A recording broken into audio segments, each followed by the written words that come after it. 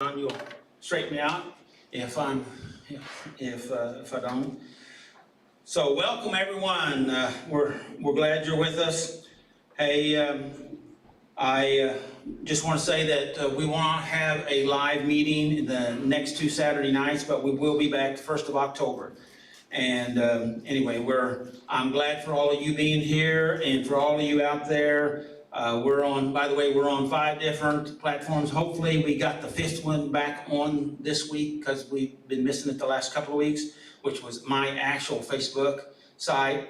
So we're trying to go live on my Facebook, on the church's Facebook, Central Christian Center's Facebook, Central Christian Center's YouTube, and also Saturday Night Live, Doug Wilkerson Saturday Night Live, YouTube. So that's 5 different ones. And so anyway, and hopefully we'll do and say something that will help not only you guys that are here, but also you all that are out there either live or in replay. I am interested, I'm excited to see what happens tonight in our topic. Our topic is from taking to giving, excuse me, from taking to giving. And I struggled a little bit. Anybody else struggle a little bit on studying that? You struggle a little bit with that? And far as putting it together, but I really think I've got some good things to share in that area. In fact, we'll talk about that here in a moment. I want to read one quote that I came up with. I have like 5 different ones, but I have some questions out of the material that I'm gonna share. So, but here's one quote that I decided on, and it's Sir Winston Churchill. You guys familiar with Sir Winston Churchill? He said this. He said, "Success is not final. Failure is not fatal." Okay? It is courage to continue that counts. I like that. So, also some questions that was in my material. My material that I'm going to be sharing, the topic is the surprising psychology of giving, taking, and matching. What do you think about that? What do you mean matching? What's that? Matching, I'll be talking about that. Okay. Good question though. But that's my title, okay? There's 3 categories, and we'll talk about that in a little bit. Although I will talk about it here just a little bit on my questions. And these questions are about are you a giver, taker, or a matcher? Okay? Now I know it's hard. A matcher is someone that falls in between the category of giver and taker. Okay? And anyway, we'll just let you guys take this test. Are you interested in taking this little 5-question test? Okay, bring it on. All right, here we go. You and a stranger. Now this is trying to find out if you're a giver, taker, or a matcher. Okay, even if you don't know what it is. You know, according to this little instrument here, it'll tell you, give you an idea of what category you fall into. It said, if you and a stranger will both receive some money. Both you and a stranger will both receive some money. You'll have 3 choices about what you and the stranger receives. Okay, you'll have 3 choices that you both receive. What you'll do, you'll understand this a little bit more in a minute. And you'll never see or meet the stranger. Okay, all right. All right, the options are this. Which one will you choose? A, I get $8 and the stranger gets $4. That's A. B, I get $5 and the stranger gets $7. Okay, that's B. C, this is the last one. I get $5 and the stranger gets $5. Which one do you pick? C. Just remember your own number. So, sound like a Spanish group here tonight. C. CC? C. Norm. I'm gonna be honest. I don't know this stranger. I'm almost that age. Oh, well, you remember what you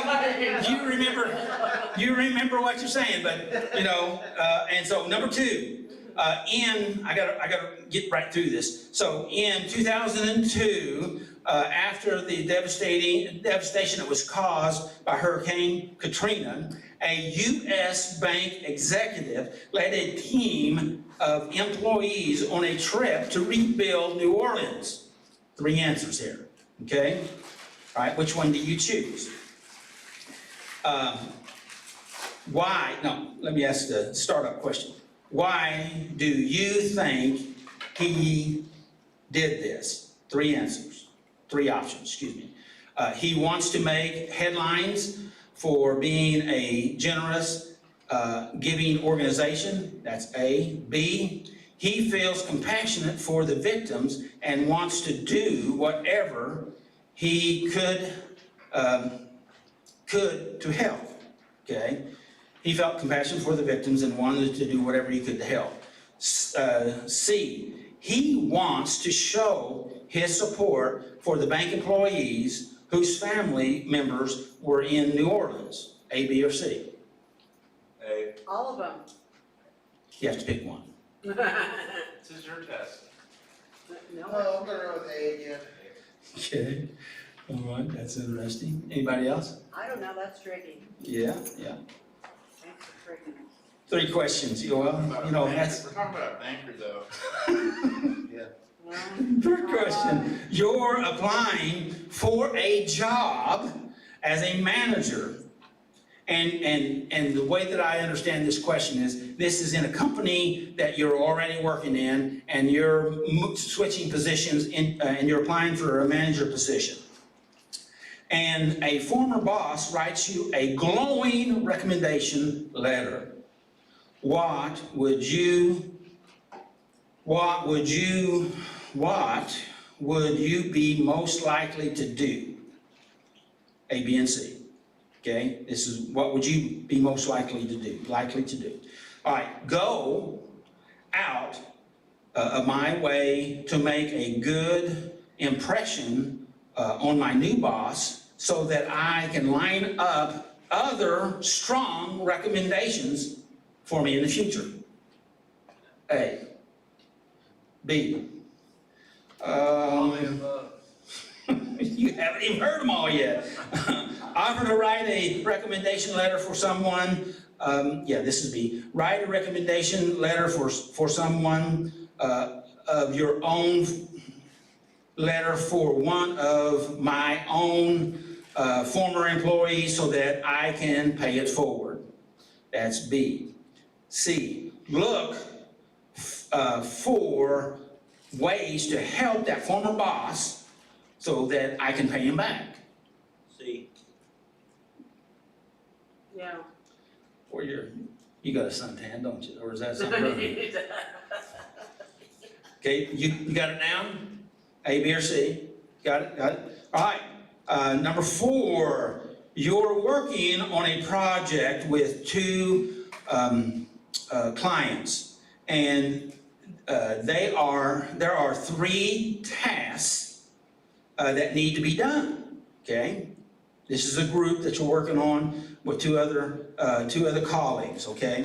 All right, and as you discuss how to divide the task, it becomes clear that the 3 of you are extremely interested in 2 of the tasks, but the 3rd one is quite boring.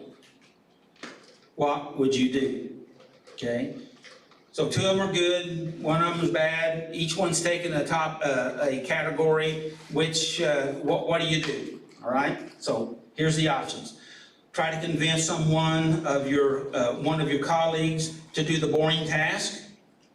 B, volunteer for the boring task without asking for anything in return. That's B. C is volunteer for the boring task and ask your colleagues for a favor later. A, B, or C? B. Okay. Anybody else want to say? What was B? B was you volunteer for the boring task without asking for anything in return. That one. Okay? All right? Was that the fifth question or the fourth? That was question number 4. Okay, so I got one. Okay? And so this is question number 5. Are we ready? Yeah. Okay, a few years ago, you helped an acquaintance named of Jamie find a job. You've been out of touch since then. Okay, it's a few years ago, right? No contact. All of a sudden, Jamie sent you an email introducing you to a potential business partner. Now, here comes the question for you. What's the most likely motivation behind Jamie's email? Okay, A, B, or C. Jamie wants to ask for help again. B, Jamie genuinely wants to help you. That's B. C, Jamie wants to pay me back. That's C. Babe. Okay, so you know what you marked down? Now, the little key says this. So, if you answered mostly A, you're a taker. That's the reason why I don't know your answers other than you said it, 1 or 2 of them. Number B is that if you answered mostly B's, then you're a giver. And if you answered mostly C, you're a matcher. I got 2 B's and a C. I don't remember what the other question was. I'm not a taker. People just like to give me things, that's all. Okay. Well, I'm not saying anything about you. I'm just saying these were the questions, and this was out of a book, and we'll be talking about it. And this was Takers and Givers, and it's by, I'm trying to remember the guy's name. I'll find it here and say it later. But anyway, I thought I'd throw this in the beginning. What do you think? So you got an idea? Now, hopefully by the time we get done tonight, you can maybe identify yourself, help, and if you want to be a better giver, if you prefer to have a better giver, and we got scientific research that talks about the benefits of giving, I'll give some suggestions that's in this material that can maybe help you if you're interested. How about that? Good? Good? Yep. How about you out in video land? So, all right. Well, I'm going to turn this over to Zachary, and we're going to get started. Thanks for being here. Thanks for volunteering in your positions, and thank you all for watching.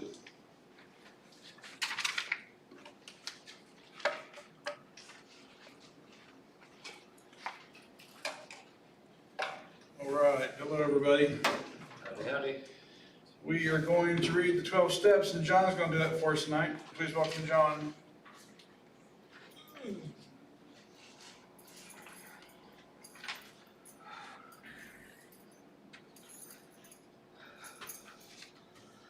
Step 1, we admitted that we are powerless over our problems and that our lives have become unmanageable. Step 2, we came to believe that a power greater than ourselves could restore us to sanity. Step 3, we made a decision to turn our wills and our lives over to the care of God. Step 4, we made a searching and fearless moral inventory of ourselves. Step 5, we admitted to God, to ourselves, and to another human being the exact nature of our wrongs. Step 6, we were entirely ready to have God remove these defects of character. Step 7, we humbly asked God to remove our shortcomings. Step 8, we made a list of all persons we had harmed and became willing to make amends to them all. Step 9, we made direct amends to such people wherever possible, except when to do so would injure or harm them or others. step 10, we continued to take personal inventory, and and when we were wrong, promptly admitted it. Step 11, we sought through prayer and meditation to improve our conscious contact with God, praying only for knowledge of His will for us and power to carry it out.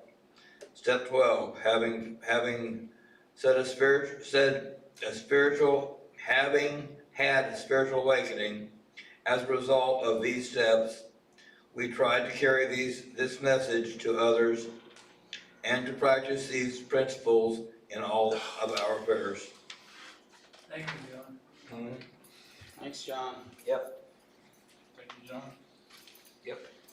All right, we're gonna have Alicia come and do the step for us. Please welcome Alicia.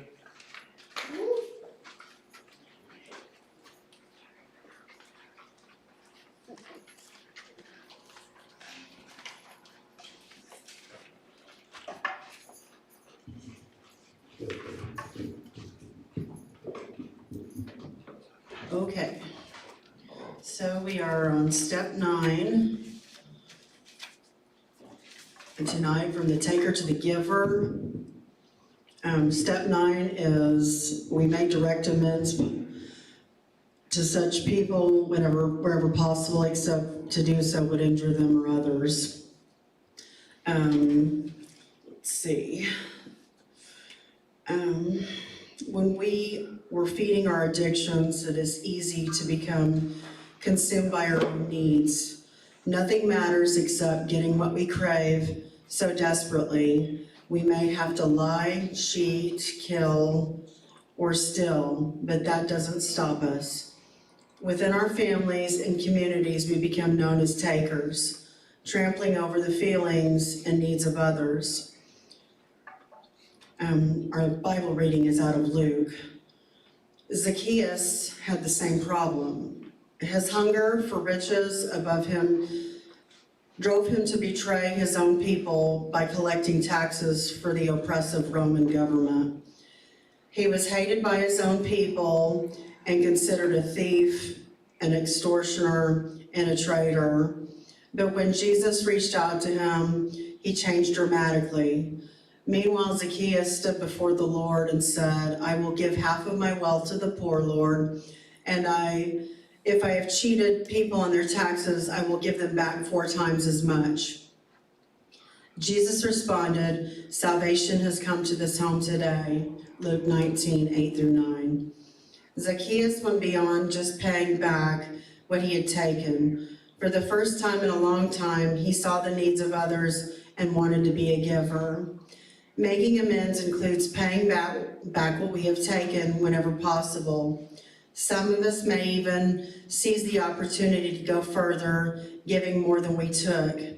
As we begin to see the needs of others and respond by choice, our self-esteem rises. Our self-esteem will rise. We will realize that we can give to others instead of just being a burden.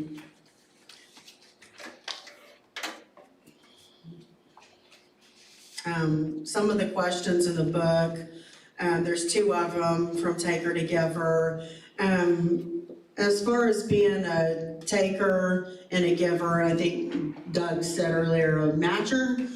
I would definitely call myself a giver, and I think it's important to give back, but also to make amends financially,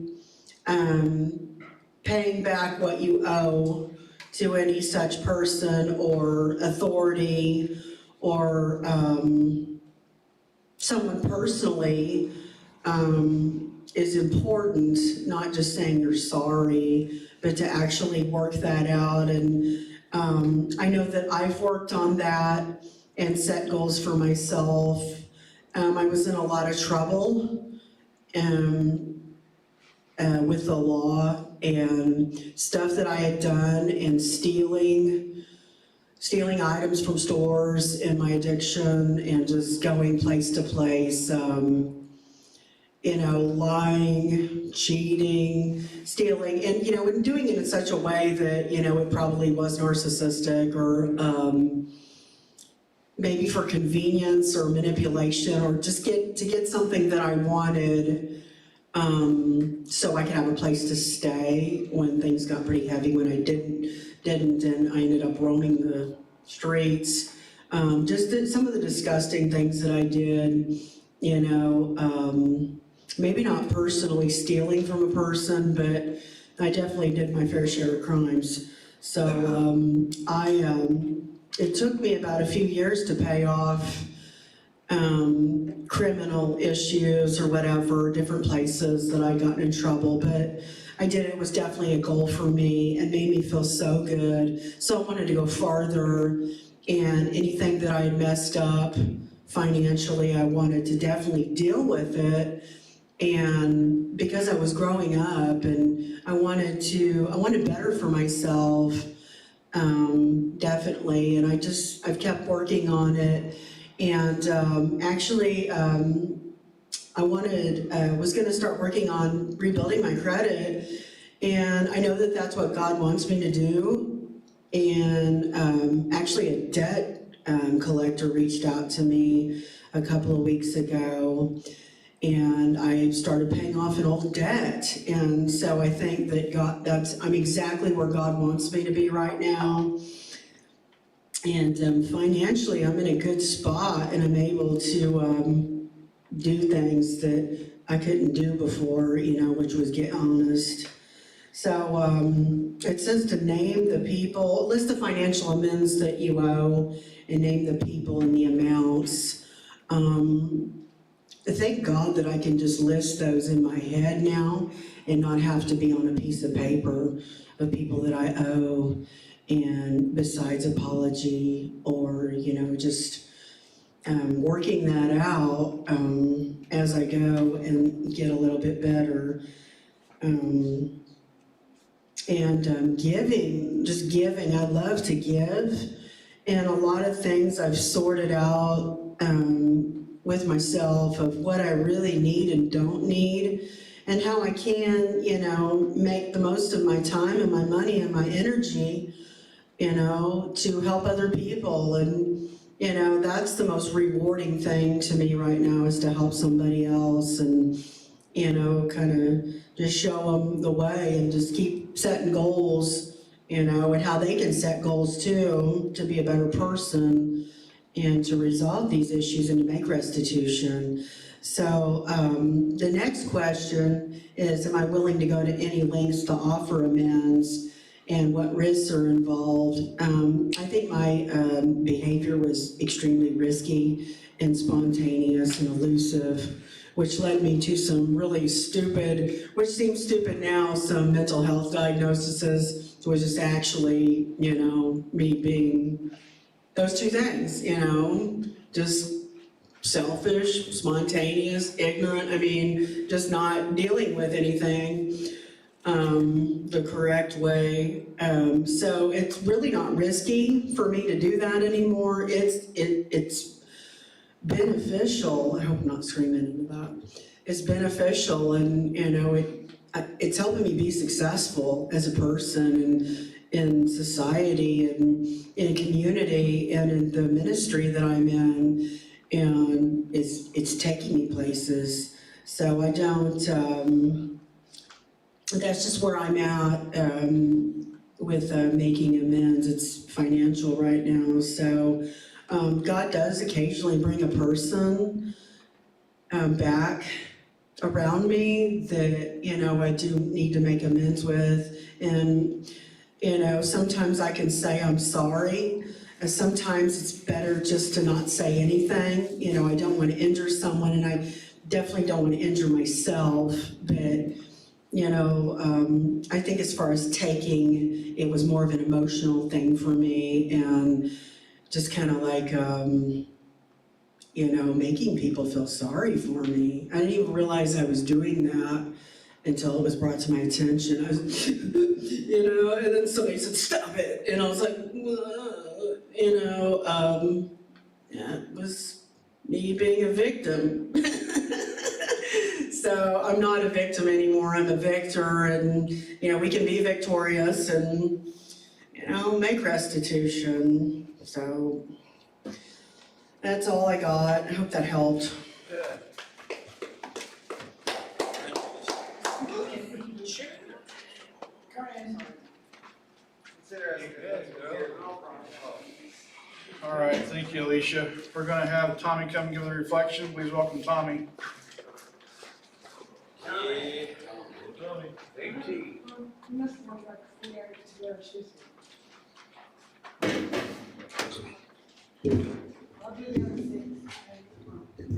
Hello, everybody. Get her close. I'm gonna start with reading Luke 19, 1 through 10. Zacchaeus converted. Jesus entered Jericho and was passing through, and there was a man called by the name Zacchaeus. He was a chief tax collector, and he was rich. Zacchaeus was trying to see who Jesus was, and he was unable due to the crowd, because he was short in stature. So he ran on ahead and climbed up a sycamore tree in order to see him, because he was about to pass through that way. And when Jesus came to the place, he looked up and said to him, Zacchaeus, hurry and come down, for today I must stay at your house. And he hurried and came down and received him joyfully. When the people saw this, they all began to complain, saying, he has gone in to be the guest of a man who is a sinner. But Zacchaeus stopped and said to the Lord, behold, Lord, half of my possessions I am giving to the poor. And if I extorted anything from anyone, I am giving back 4 times as much. And Jesus said to him, today salvation has come to this house, because he too is a son of Abraham. For the Son of Man has come to seek and to save that which was lost.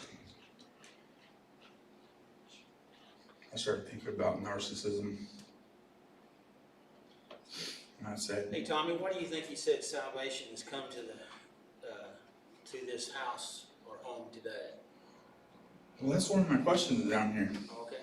I put, what was it that Zacchaeus seen in Jesus that caused him to climb that tree to get a better view, then open his home to Jesus and admit his faults and turn his tithes? What did Zacchaeus see? He was oh. Well, maybe it was more than what he saw. Maybe it was what he felt, and then what he knew.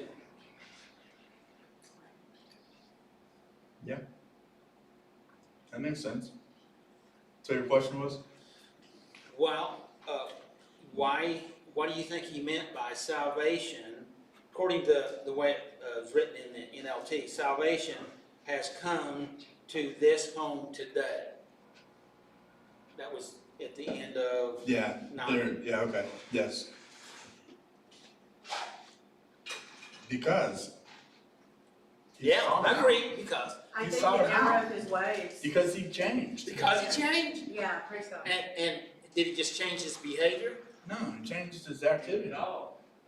Do what? He went from a taker to a giver. What, I could hear you. He went from a taker to a giver. So that was, but that's his behavior, but why did he do things different? What changed, other than his external behavior? It's hard. His heart changed, and his mind. Right. So yeah, he was washed, he was cleansed. And he made that internal change. Sounds like recovery, doesn't it? Yeah. Yeah. Instant recovery though. Yeah.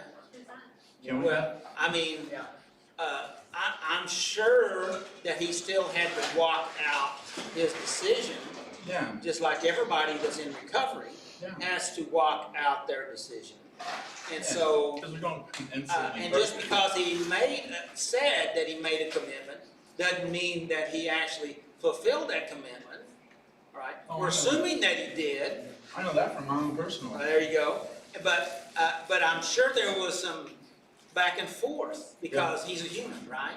Yes. But the thing of it is that he, before he fulfilled his commitment, he said salvation came to his house Yeah. because something changed in him. Okay. Yeah. So I answered my question. Okay. That'll work. Continue. Do I have to? No, you don't have to. You don't have to do anything. Well, I don't wanna read what I wrote. Read it, Tom. You don't have to. Come on, you might help somebody else. Okay? If you guys are ready. Alright. I'm not. You don't have to do anything, Tom. I don't know if this is right. It doesn't, I don't know if We it's don't right know to that it's say wrong. this. Exactly, so I'm just gonna go for it. come on, If Tom. it's right for you, This it's is how I right. worked it. Tommy, Okay? Tommy, if it's right for you, it's right. Alright, We'll learn together. How about that? deal. Pickle. I was thinking that when I'm in acts of addiction, I can be a narcissist and extremely vindictive. Most times when I'm lost in addiction, I don't care how the things I do will affect those around me, as long as I see my hustle play out in my favor. I would do things to get high that damage my relationships with good and bad people. I struggle with part of this step, then realize it's about realization of what I may do that is not godly and removing those practices from my life and not showing myself as that type of person no longer. Becoming willing to do things differently than I have in times past repeatedly. I have this thought in my mind that I don't care to make amends with bad people for wrongs I may have done to them. As I thought more about this glitch in my thinking, I came to understand that I just have to not make those types of mistakes in life no more. And the more I learn about Jesus and work the steps, my ways change.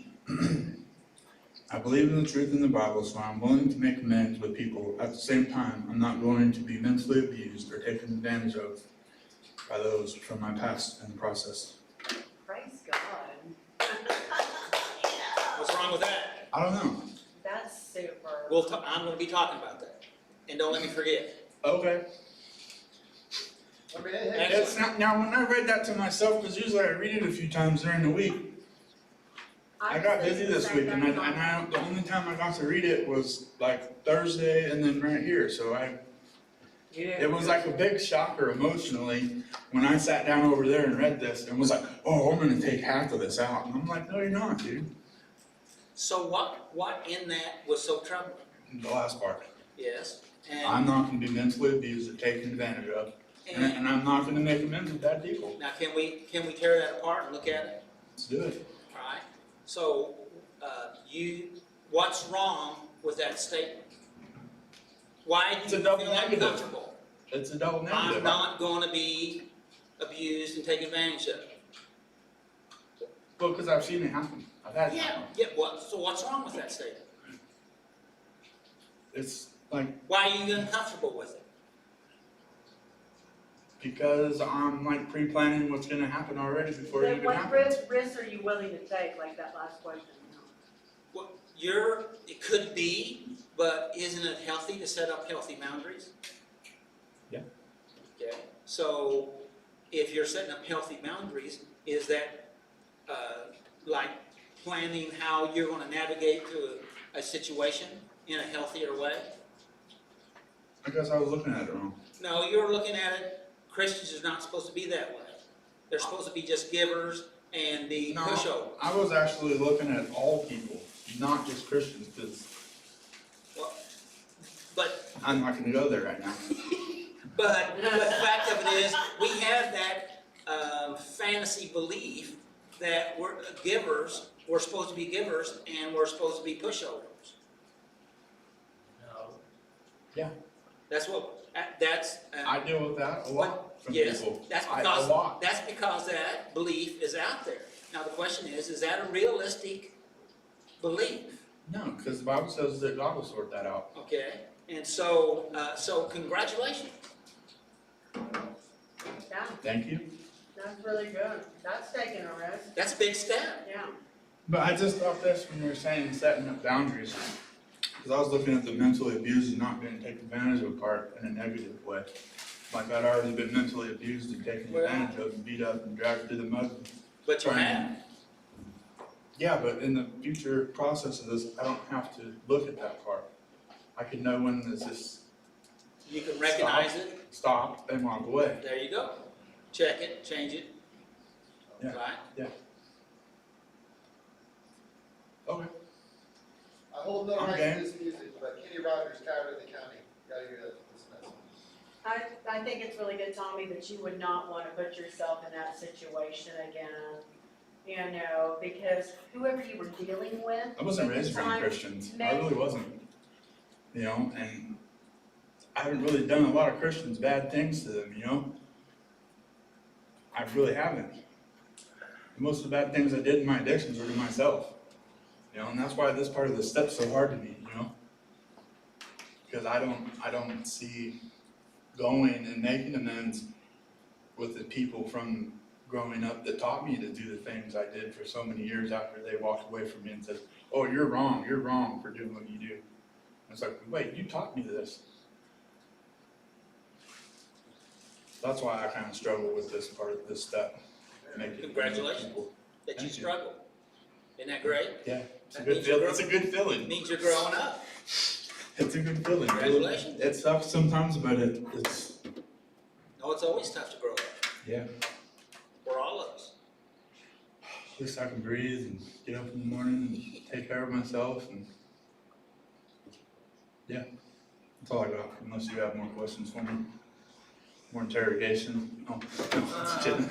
I got a little bit of something, just say, so, Cool. respect, make sure I have it right. You're saying that you feel like you don't have any reason to go and make amends to people who taught you how to do the crap anyway? that No. you do? No, think you're I don't right. feel that I do.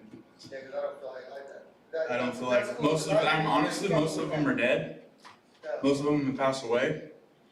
And the ones that are still left are still doing what they're doing. And I just, That's I'm cool. just That's being cool. brutally honest. That's all I can That's do. cool. I don't feel, I just don't. Right. I'm not there yet. It's hard to make amends when people taught you how to do things. But do you And then have, what brought you into Yeah, cause I don't see where I did wrong when they do don't even you talk. have to, you have to get to that point and stay there?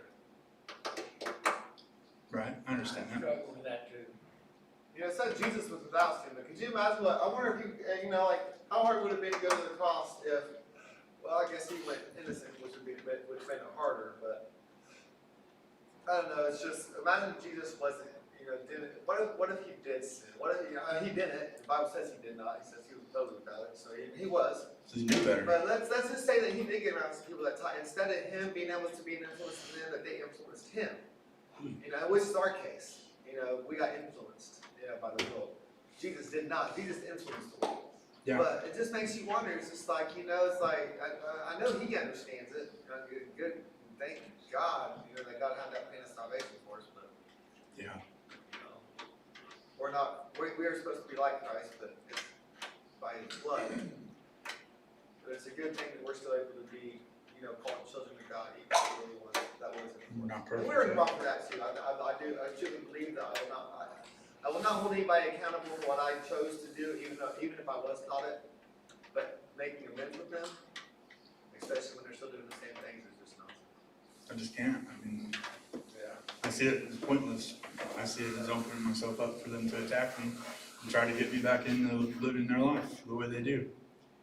And I don't feel strong enough to Right. even go around them. I do the same thing. You wanted me to confirm that? No, I don't need, no. Okay.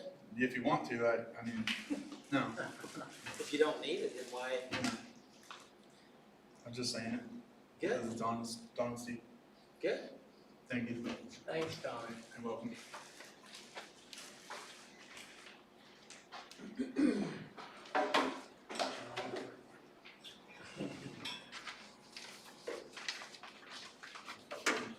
That's good, Tommy. I have a hard time sharing up here anymore. But there's no shortage of people gonna tell you what you should and shouldn't be doing. And,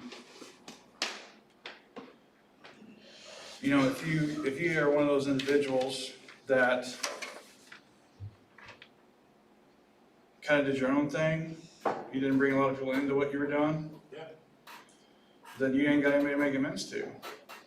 I have a few, but I mean, but that's what I'm saying. I mean, if you weren't out there, you know, slinging and getting people high and trying to get people to get high with you, you know, yeah, I like Then, to go get the sack and go. you know, don't let this step make you sit there and search your mind for anybody and everybody that you should be making amends to.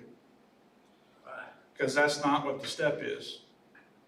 Yeah, cause I was thinking, I don't have fines, I'm not on probation, I never really, you know? Hey, the people you gotta make amends to, well, if they're not already in your head, Yeah. what Zach's saying, don't dig up any extra stuff. Okay. Just, walk in peace. I thought I had to. Well, sometimes when people work this When I step, was reading it, yeah, it just seemed you like feel I was like, well, supposed if I'm not making amends to a whole bunch of people, then, or I don't feel like I got a big list, that I'm not doing the step right. And I get it, I understand that, I felt that way all week. I understand that, it just proves that you're really working the step. Thank you. It sure does, and the thing of it is, most people are trying to deny and hide from their own conscience. Yeah. Okay, and you're opening up and you're trying to go deeper, and Zach is telling you, you don't have to do that. Okay. You can do that if that's fine for you, but, No, I don't want to torture myself. If you're gonna know, they come to mind, Yeah. you know, and if they're gone already, Yeah. then there's things you can do to try to make amends, you know, and try to help yourself through that, you know, I but, thought of things like, cause it says like leave your gift on the altar for the person. yeah, I've Go done and that. buy something that they like and then just throw it in the trash. Well, I don't mean, know. what, you know, therapists will tell you to write a letter and burn it. And that's good, that's worked sometimes for me, sometimes it hasn't for me. You know, I've went to the altar and, you know, gave it to God, that's worked sometimes, sometimes that hasn't worked. Depends on the situation. It is, everything's different, everybody's different, you know, but there's a key point here that sometimes we miss, and it's that sometimes we don't forgive ourselves for something that God, you know, I mean, so let me turn this around on me. So I've asked God to forgive me for things that I've done, and I know God's up there like, dude, I've already forgot about that, you know, 200 times ago, how many times are you gonna ask me? You know, and, you know, but we're still not okay with it. We still don't like it, you know, because we did it.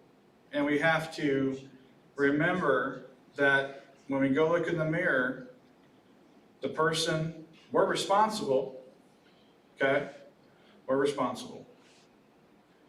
But the person looking back at us today is not the person that did those things 10, 20 years ago. Yes. You know, the people I beat the hell out of, you know, 20 years ago, because I was full of violence. My brain goes, oh, remember that guy you punched? And it's like, oh, Yeah. I can make amends with him. Yeah, I know. okay, the guy I almost killed, I can still see his face. You know, I had to stick my hand down his throat and pop his esophagus back out because I caved his esophagus in. Had my shoe print on his throat. Not proud of that. I still see his face, I still know his name. I can't remember names to save my life. Yeah. I know his name, Right. you know. Yeah. I see you, hang on. And the point is, I'm not that guy anymore. But if I don't remember that, then I'll start treating myself like that guy. But I'm not that guy anymore. Now I don't need to bullshit myself. If I'm still acting a fool and using my size and my anger to scare people and throw my weight around, and if I'm living that way, then I'm still the same guy. Just because I haven't kicked anybody's throat in 20 years doesn't mean I'm not the same guy. There's still parts of me that I was 20 years ago that I'm still today. And that's all of us. I realize that. That's all of us. But I'm not that guy. You're not No. that guy. No. You're not. Something else I was thinking about this week was people that believe that I owe them an apology,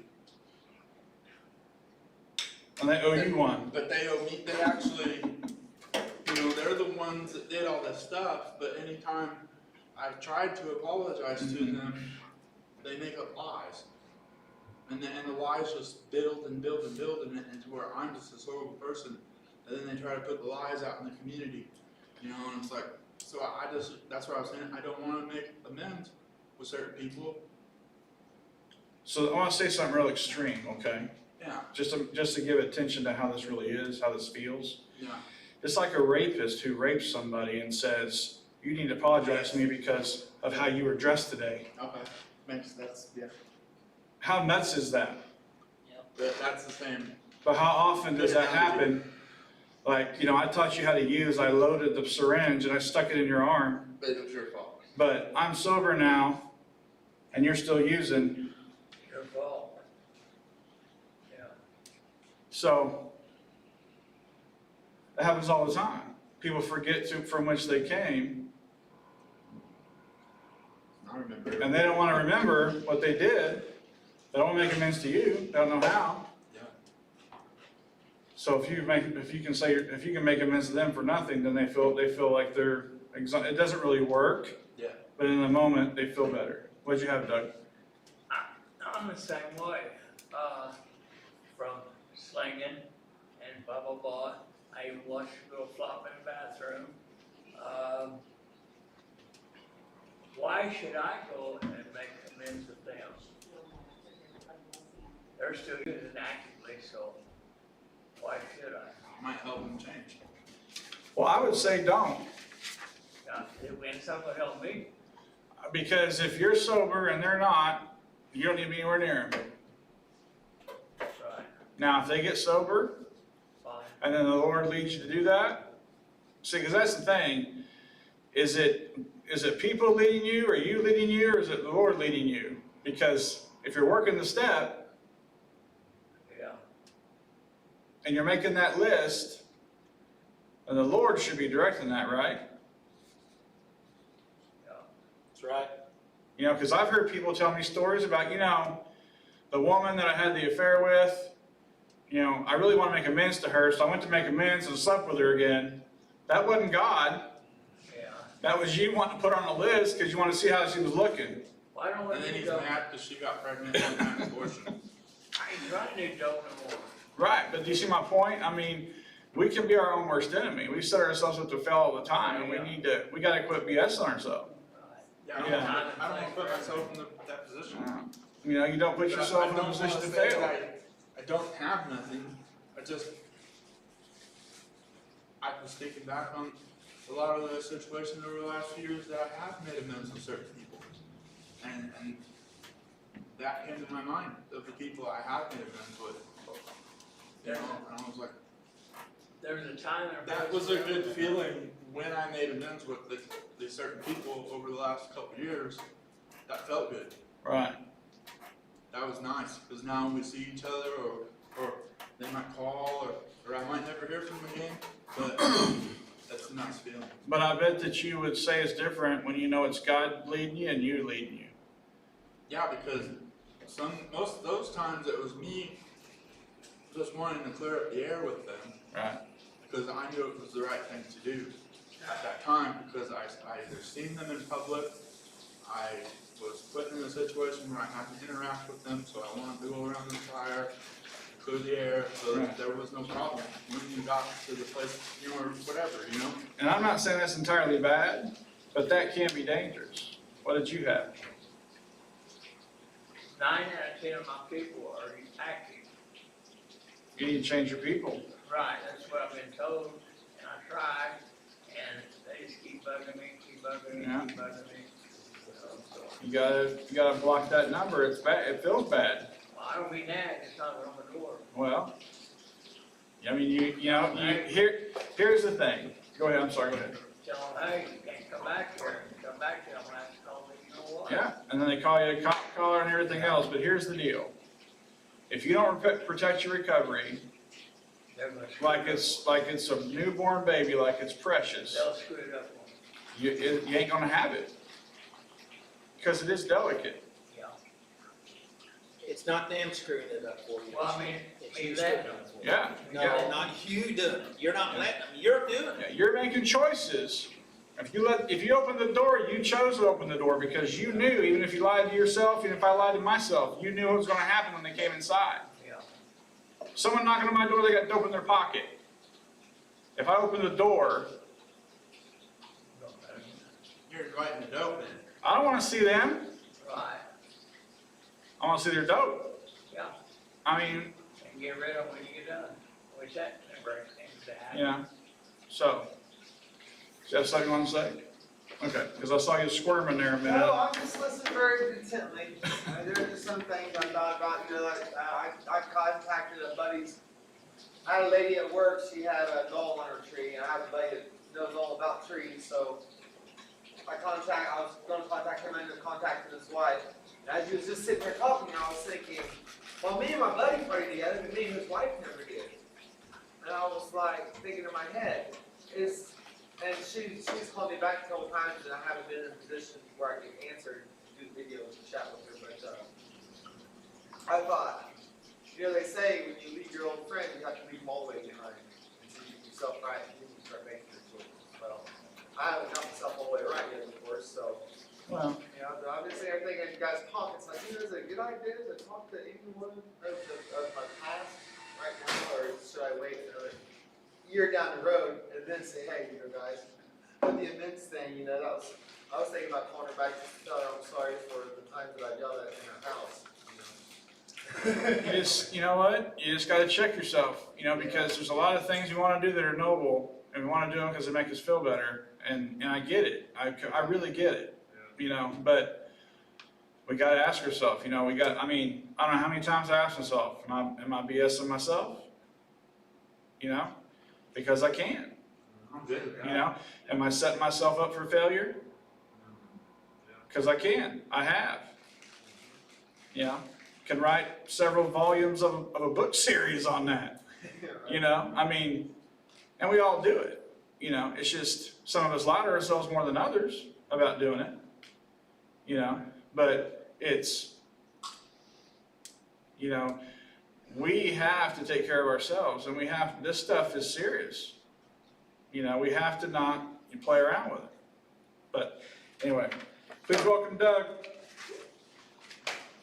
All right, guys. Thank you, Zach. You're welcome. And thank you, Tommy and Alicia, and the rest of you.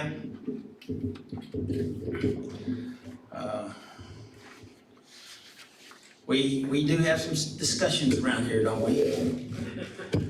My desire for everything I do is to try to make a difference in people's life, to add some value in their life. I'm not here to force people to think the way I think. I'm not trying to make them do anything. I want to, Tommy, when you were talking earlier, my mind went on a little trip because I was thinking and meditating and praying today, and I was that you made the statement that Zacchaeus saw something. Okay, what did he see? That's what I'm wondering. And that's that. I said I was going to talk about it and remind me, and so I'm going to talk. Let's go ahead and talk about that right here, because that's people see people, and it either inspires them to be better, to be the best form of themselves, the best version of themselves, or to diminish themselves, okay? And so what I want to do is not to try to be a holier than thou type example, but an example of that someone that's walking in honesty and truth and integrity, or at least as much as I can, and that I desire to do. And I say that because I desire to be 100%, but nothing's 100%, right? And so So when you said that, I was thinking about that today, about, that I want to be able for people to be inspired in a positive way. It's kind of like representing Christ, the Christ figure, okay? That deliverer, that peace, that presence, that hope, that insight that you can have by that, because there's a lot of people out there that are struggling, and they're nihilistic. They don't have any hope. They're being crushed by problems, by fears, by everything, and if I'm able to do something, whether it's through video, in person, I want to do that. That's my desire. That's what, I've said this for a long time. I want to turn the light on for people, help them to see things that they didn't see before. Does that make sense? And not that I make them see, but I help them to see. And what I think, possibly, I don't know for sure, but my thoughts are that Zacchaeus saw an example before him, and he felt it. Not only saw it, but he felt it. Because when I'm talking about this Christ-like nature, people see it, but they also feel something. That they identify with something, whatever that something is. Okay? And it's not a fabricated, it's just part of your presence, So anyway, that's some of those thoughts, and that's what I really desire. And sometimes I struggle if I'm doing that. Struggle with, am I hitting that target? Am I being that? What do you think? Yeah, Yeah, what? you're hitting the target I am, okay, well, for me. okay, well, thank you. So, we're talking about givers. We're moving from takers to givers, okay? I really like that title that you picked out with Tommy's help. But we're moving from takers and living in this narcissistic lifestyle of self-seeking and selfishness. We're at such a spiritual negative depth, spiritually, emotionally, that I have had the opportunity to save several people from drowning. Even when I was a kid, I saved several, and I couldn't hardly swim myself. But the first thing that drowning people do is they push you underneath. And I knew that was going to happen, and it does happen. In fact, spiritually speaking, that still happens a lot of times, right? It's just reactions. And so, I remember this one time I saved my cousin. We were taking swimming lessons in Baxter, Kansas, and she was a year younger than me. And we were taking swimming lessons, had this big old, and for some reason she was out in the middle of the pool, and the lifeguards were all on the sides of the pool, and she was bobbing up and down, getting ready to drown out there in the middle of the pool. And nobody seemed to see her. And so I dove in and got to her. She pushed me under. I put her on my shoulders, and I did the best thing I knew to do, was start walking for the bank, because she was up high enough where it pushed me down to walk. And when I got close enough to the bank, I started thinking, I'm going to run out of air here pretty quick. And next thing I saw was a pair of blue jeans come into the water. And it was her dad, came over an 8-foot fence and came and got her off my shoulders, and, you know, took her in the rest of the way. And I think it got kind of active after that. I don't remember too much after that, but you know, and I don't even know why I started in that story, but it's, you know, maybe it's because this is just the way I've been most of my life, is wanting to try to help people. And the willingness seems like that, and I've had to learn in this lesson here tonight, and if I don't hurry, I'm not going to get to share it, but this lesson here tonight is really, really good about the takers and the givers and the matchers. And so I'm going to have to hurry. I want to start off with a scripture here, and that is out of Luke 6:38, and it says, "Give, and it will be given to you. A good measure, pressed down, shaken together, and running over, will be poured into your lap. For with the measure you use, it will be measured to you." This scripture came to my mind, and I thought this would be a good thing to understand, that God is asking us to give, but He's helping us to recognize that in the manner that we do it and with the measure that we do it, that's what comes back into our life. And I know we look at it as primarily money, and that's true, but I want to read Matthew 7:2, and it says this, it says, "For in the same way you judge others, you will be judged." And we're talking about amens here, okay? And with the measure you use, it will be measured back to you. So whether it's in judgment or mercy or love or giving or money or behaviors, it's important for us to know that we give, because the fact of it is, whatever you're going to give, if it's anger, you're going to get anger back. If it's judgment, you're going to get judgment back. And so we need to be careful what we give, because it's going to come back to us, right?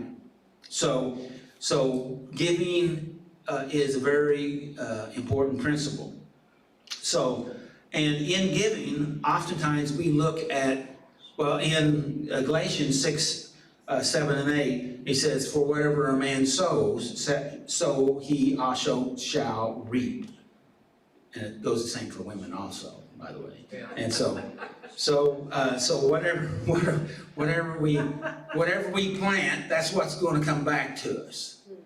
And so so I had someone telling me today that how they went from not having a job, not having a car, not having anything, and struggling to keep their head afloat, to now they have a house, they have a car, they have employment, and they are in the process of sharing things with other people because of the good things that's come into their life. But it took them to make some shifts in their own life to be able to let this come in, because as Zach said a while ago, we oftentimes sabotage ourselves. We dig our own graves. Yeah. So here's a question. Before I get to the question. So, let's just go ahead and skip down to the question. It says, psychologist Andrew Grant divides the working world into 3 groups. Again, it's the matchers, okay? It's the givers, and it's the takers. All right, the givers seek out ways to help and to give to others. Okay, they really want to help. They seek out. Matchers play tit for tat. You was wanting to know about what a matcher is. They are somebody, I'll do this for you if you do. yeah, for tit for tat. For what goes around comes around. You do this, I'll do that. If you steal from me, I won't steal from you. Okay, if you give to me, then I'll give from you. Okay, that's matchers. Matcher. Okay, all right. And well, I'm going to talk about the importance of matchers here in a little while. And takers, they focus on getting whatever they can from others. Okay, and what that's what it's all about. And in the cultures, particularly drug culture, that's an addict. That's what an addict does. And the scenario goes, when they learn how to lie to get what they want, there are chemicals released in the brain to help you to remember and learn how to do that even better, because you got rewarded by doing that. And so you get better at being able to do that. And when you do that, then you have endorphins released that reinforces that behavior, and you continually spiral downward. That's all you do. Yeah, and so you don't even realize it because you're reinforcing that behavior and that thought. You know, because you are getting a endorphin release to reinforce that. Okay. And then just by getting what you want, then you go into getting whatever you was going after. But it's a terrible downward spiral cycle that has to be addressed. Yes, ma'am. Does that have anything to do with the dopamine, the reward system? Yes. Okay. Yeah. So it's just like feeding your addiction. It. So literally. Well, any action that you take requires dopamine for you to act. Okay. Okay. All right. And we can use that system can be set up to negatively affect us in the long term, which that's what I just described, or you can use that dopamine system to help you to take action in positive ways. So like, that would be the carnal nature and being carnally minded when you use it for the negative. Sure. It's because when you are reborn and you are changing, the carnal nature goes away. No, it don't. It don't go away. Well, you become more, instead of selfish, I mean, like, you're not dominated by it anymore. You get up that morning and throughout the day. The trouble is, I wish it was the way you said it there. I wish it was. You're becoming healthy, why the hell would you want to go back and? Because what has fired together in your brain has been wired together, and you have those neural pathways that run your life, because 95. You're changing. Well, listen though, 95% of all of our unconscious decisions are run by our unconsciousness. So you're on automatic pilot most of the time, between 95 and 90% of the time. And oftentimes we're taking action because we made some unconscious thoughts. And what we want to do is we want to rewrite that mechanism. And it takes work to do that. Dr. Carolyn Leaf, which is a neuro-Christian psychologist, says, researcher too, says it takes 63 days to do that. 63 days. On purpose, practice, okay? Oftentimes we want instantaneous reaction. But the trouble is, we hide so much from ourselves. It's doable, but we have to work on it. Okay? We have to do it with intention. Every day, over and over, and practice, and we practice. We renew our mind by the washing of the water of the Word. Okay? It's like It's like our clothes. We buy them brand new and we wash them once and we said, they're good forever. Not so, right? Right? Right? Yes? I do. Well, you can, but, yeah. And so what we have the givers, the takers want to focus on what they can get. Now, according to research, well, let me ask a question. Oh, I'm not gonna get this. They're like a pie chart, and there's 3 categories. It's the 3 categories we talked about: givers, takers, and matchers. According to research, what's the percentage you would say givers are? Probably the lowest out of all those. 30%. 30? 28. 28? Anybody else want to venture a guess? I would say 40. Okay. What would takers be? 100, 95%. 95%. Takers would be about 60%, I'd say. Okay. And matchers. Matchers, again, are those individuals that On the bottom. that do tit for tat. They reciprocate and expect 50-50.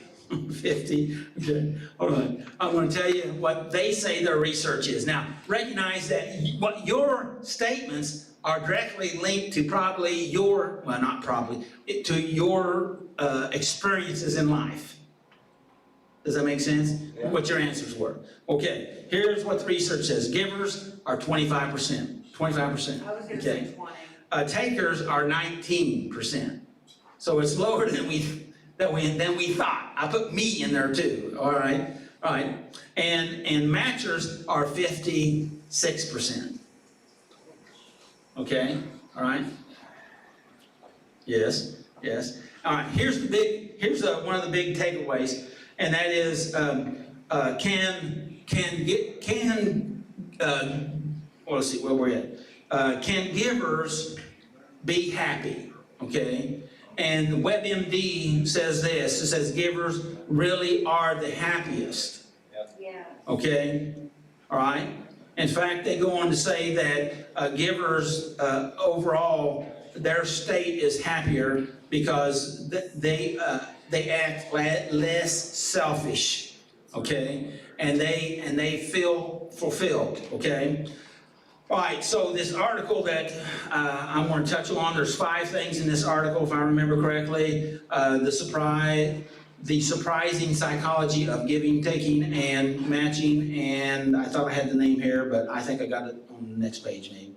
And they told a story to start off with this article, and the story goes like this. It said, you're out to lunch with a friend, and the friend's looking for a new job. They tell them that they're interested in a particular company, and you have a friend that works at this company that they'd like to go to work for, and so you haven't spoken to that friend for many years, right? What do you do? Nothing. Okay. It says, you tell the friend that you'll make an introduction. You'll tell the friend that you'll make an introduction, and then you'll ask for some help with your own issue. Or you'll tell the friend that you don't feel comfortable about making the introduction, and since you haven't really had any contact with them for a long time since college. B. Number 2, okay, You wanna hear my thought? sure. When you go make the introduction, you find out exactly why you haven't been around them in a long time. And they let you know. And then you lose both of your friends. Could be. That's what I thought. Tommy. Sorry. So, here's the name, Adam Grant, the author of Give and Take, okay? Reciprocal types are giving, taking, and matching. And giving, taking is, again, that self-focused, and you're putting your interest above everybody else's, okay? And you're trying to gain something from that interaction without contributing anything. All right? That's the taker. Matchers like to preserve an equal balance between giving and taking, right? Matchers want to have an equal balance in things, as far as, you know, you give to me and I'll give back to you, okay? But if you steal from me, I'm gonna end up stealing from you, type deal. You hurt me, I'll send Guido over or something like that. And so, Exactly. Guido. and so, where am I at? And so, and they're interested in keeping that balance. Givers, they also focus on the other. They're always interested in the other. One of their main interests in life is, you know, that other person and the needs of that person, and how they can add value to that person and to contribute to that person, okay? With no strings attached, okay? All right. So, I think I'm gonna skip on. Where's it? Where?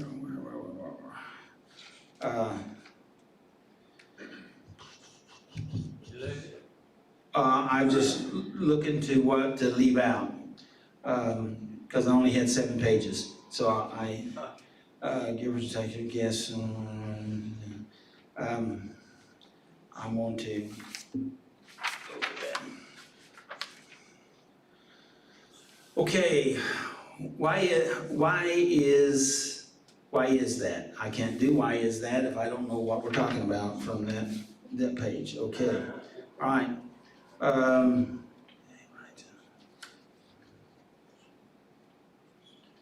All right, okay.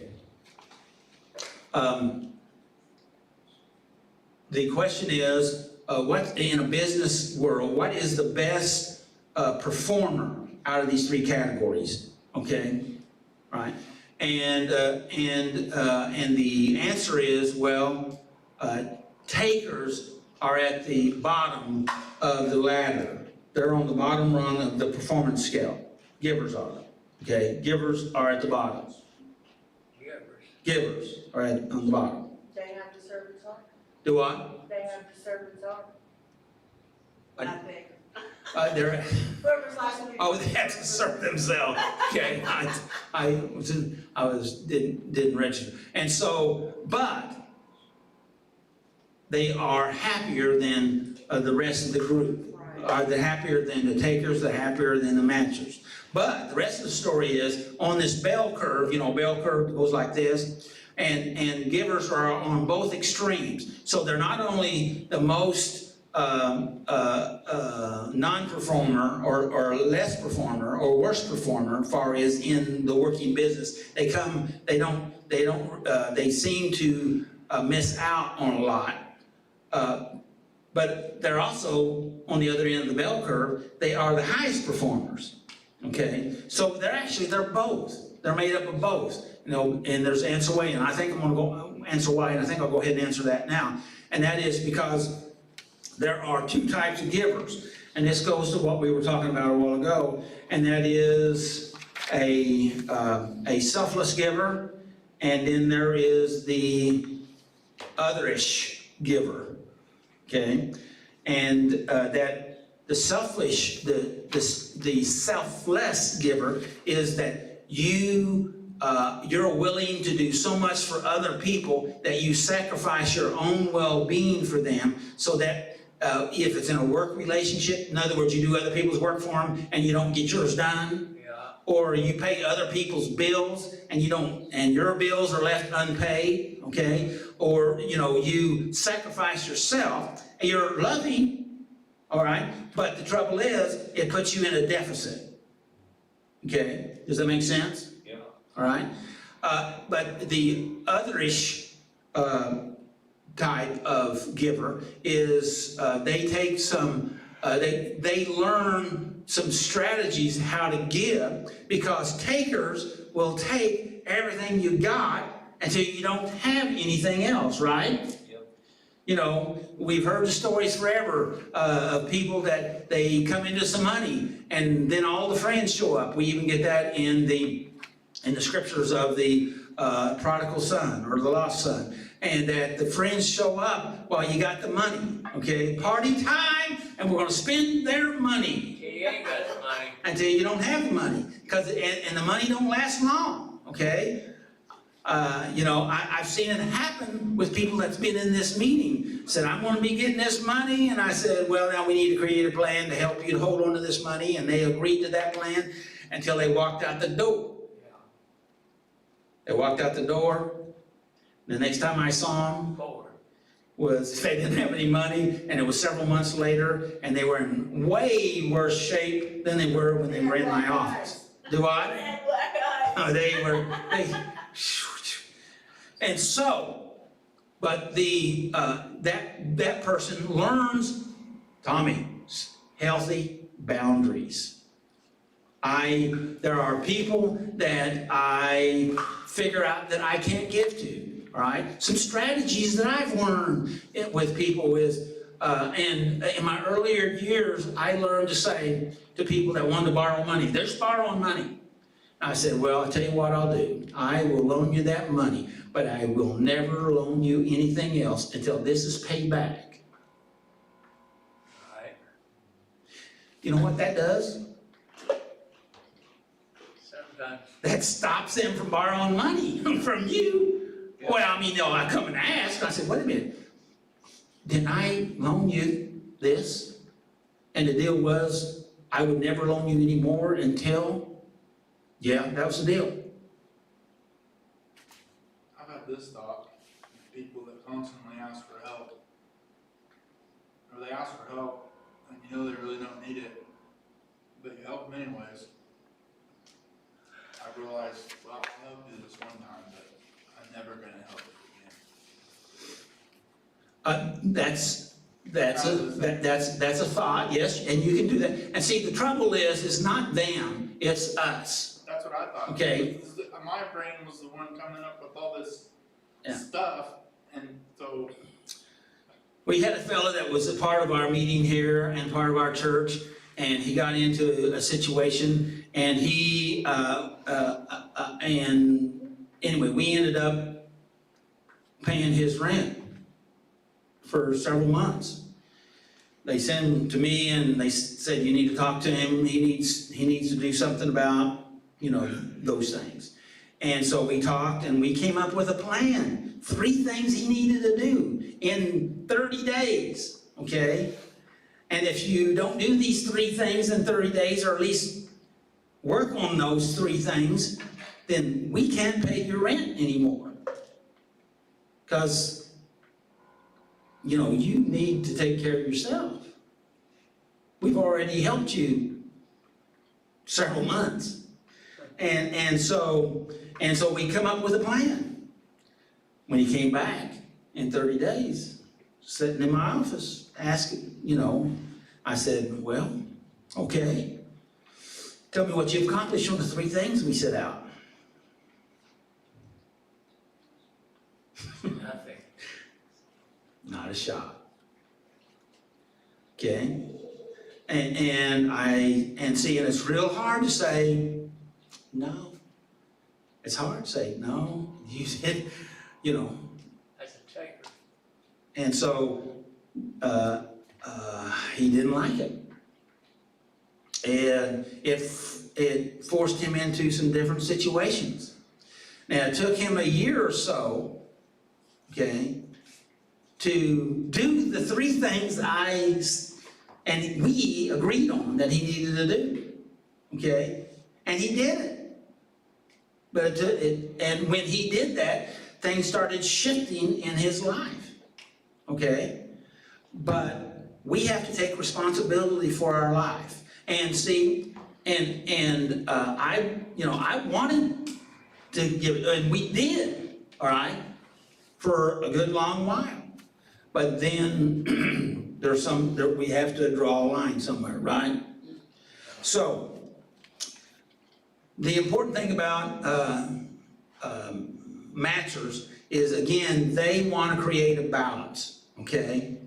And as I was studying this, I was thinking about somebody that had been in our group and was so definite about their opinion about people around them, that if somebody did something wrong, they were going to rectify that wrong, okay? In fact, even the material says they will literally punish takers, okay?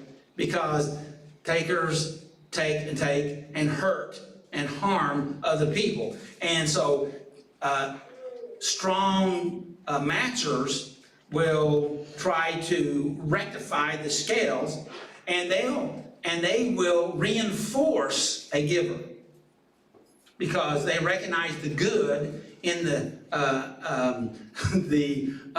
giver. And if a taker hurts or harms them, they will go to bat for them, and they will root for the giver and defend the giver and punish the taker.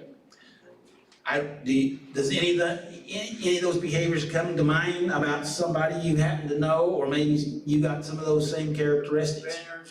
Yeah. And so now a matcher's not necessarily all that bad, but the trouble is, a matcher really is about that equal, and they do have strings attached to what they're doing.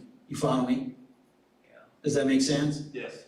And so a giver needs to learn how to give, but give in a healthy way, okay? Because I remember sitting and looking at my life and saying, it's not fair for me to let my family go without when I did this for others.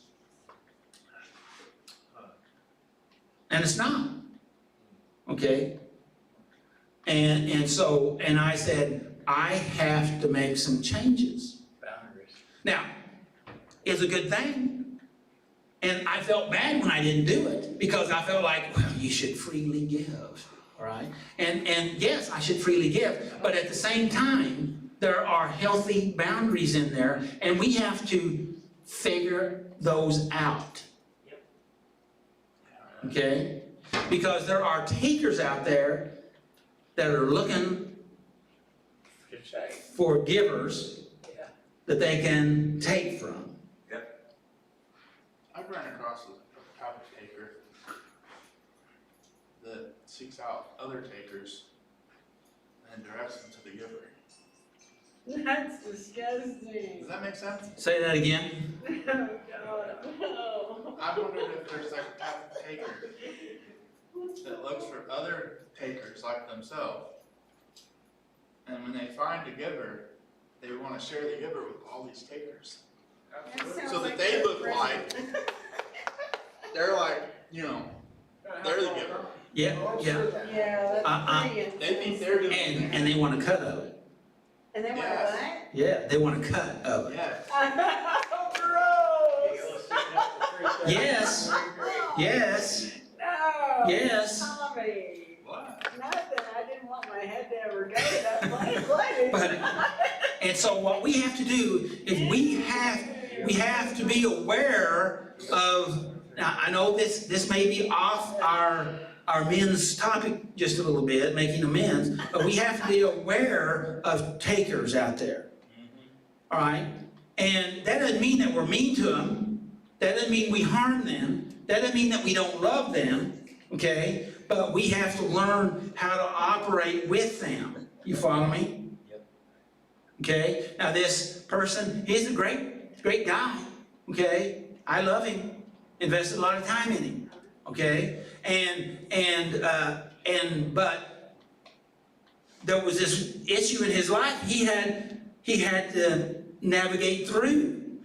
And we're not usually going to make changes in our life until we have hit bottom or we've run out of our resources that we've been gathering from, oftentimes, right? Right? Yep. Okay? That's not always the truth, but oftentimes, if it's because of behavioral issues that or fear issues. His was a fear issue, I believe. And so he just because, and this fear because he believed that he couldn't. And so therefore, since he believed that he couldn't, then he wouldn't. You follow me?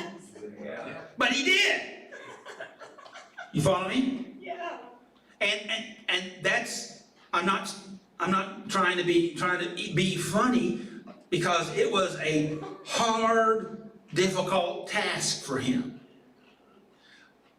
But for him to be able to step into that challenge and grow, he had, and I don't even like to say this, I don't know how to say this without saying it.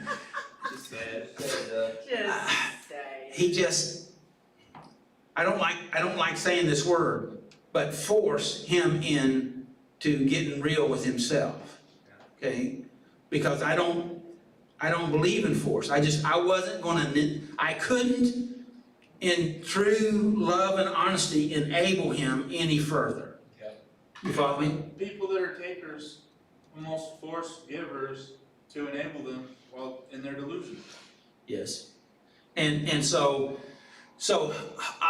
I didn't cover all this, but I think I got the main information out here to you, and that is, and if you want to look it up, it's under that same title that I gave, that you can look at that or get his book. He's a professor at Penn State University, I think, and so, or at least he was, and so I thought it was interesting information, and be honest with you, some of those struggles that you were having about, being, feeling like we had to be a particular way or there's something wrong with us. Yeah. This information, even though I have gotten better, but this information helped me to clear some of that up in me. Me too. Okay, and I just want to say that going through this step information that we've been going through, when you selected that topic last week, I thought, what in the world? What you kidding? And I looked and I searched and I read and I went through this information. I read the scriptures. I went through the references. I went and it was a real struggle and then bam, that came on my radar, and that's the way it seems to work with me, but it seems like I have to dig way hard to find this stuff. But it's an excellent learning experience for me, and hopefully it's beneficial for you.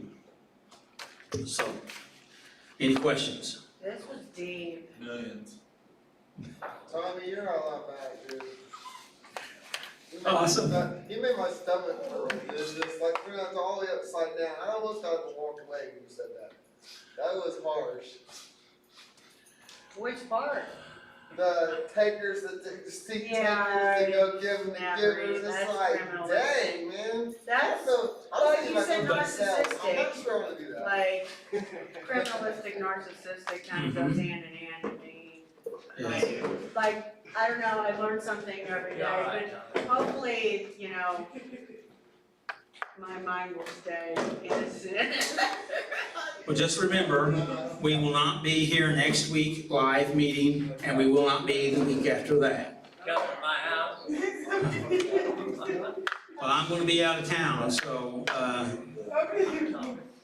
anyway, may the Lord bless you and keep you. May His face shine upon you and give you His peace. Boy, do we need it. Yes. And make healthy choices. Two So, things, two brains think alike. do what? Two brains think alike. So take care of yourself, and talk to you later. Oh, thanks.